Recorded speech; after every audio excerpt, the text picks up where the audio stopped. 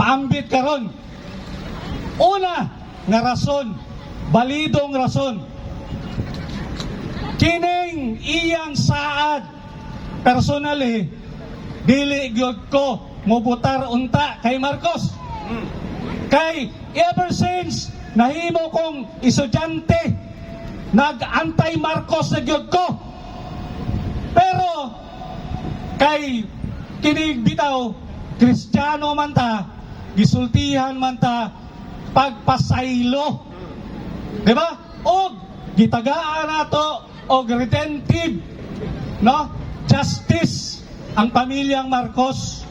Sige, tagaan nato og second chance para magbag-o kining Marcos family. Una nga atong gibutaran, pero nga naman nga paglingkod pa lang ni Marcos, first day sa iyang paglingkod, ila nang giplano nga gubon si Vice President Inday Sara.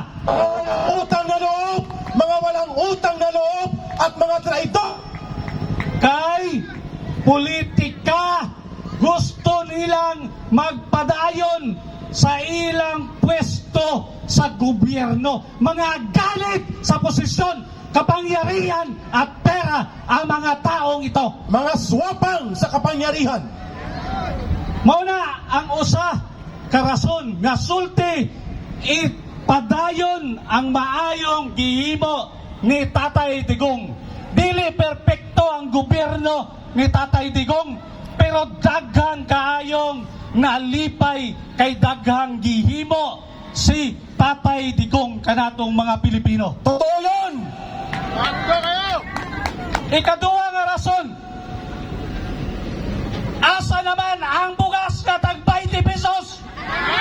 Wala na! Wala na! Gibutol na gani ta! Gitraidor pa ta! Tama! Diba? Mauna, mga higala, nga kinahanglan yun, ipagawas na to ning atong kasuko karong gabi una o sa mga sunod nga mga higayon sa atong pagtipon-tipon. Ikatulo nga rason, dunay dakong problema ang atong presidente sa Republika sa Pilipinas. O saan ang problema? Dili ko mo condemn sa mga drug addict. Kaya ko na tuo nga kanang drug addiction usa na ka sakit nga pwede nga matambalan sa atong mga doktor. Tama. Pero ang problema nato karon kay ang atong presidente gahilom-hilom sa palaod pa na silence or admission by silence nga sulti nga siya usa ka cocaine addict. Tama. Doon ay problema kay wa gyud ta kasabot sa iyang mga desisyon. Katong wapa siya na daog iyang sulti nga diplomacy ang iyang approach sa international nga dealing with China and other countries. Pero pagdaog unsa iyang gihimo niya nga awayon ang China og maayo gyud siya kay dili lang China ang iyang away, kauban na karon ang kaaway sa Pilipinas ang mga taga-Rusya. Tama. Bangyan. Diyan po magaling ang ating bangag na presidente Ferdinand Marcos Jr. Klaro. Diba? So physically, mentally, dunay problema ang atong presidente.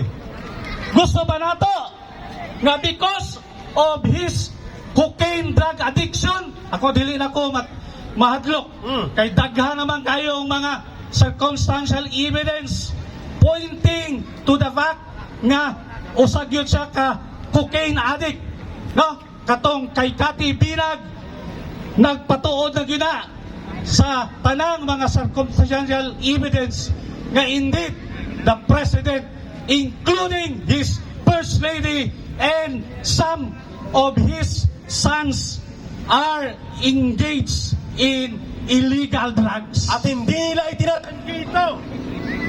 So mawalan to mga higala. Dili na akong dugayon ang akong pag-istorya dere sa entablado. Maura to ang akong masulti. Tulo ka rason, pero ang ubang mga speakers karong gabuina ay musulti pa sila o dugang mga rason nganong naata karon diri nga nagsinggit. Mamayan, ayaw sa digmaan. Yes! Mamamayan, ayaw kay Marcos. Yes! Mamamayan, ayaw sa droga. Dagang salamat. Mahayong gabi. Mabuhay Atty. Noel Filonco. Maraming salamat.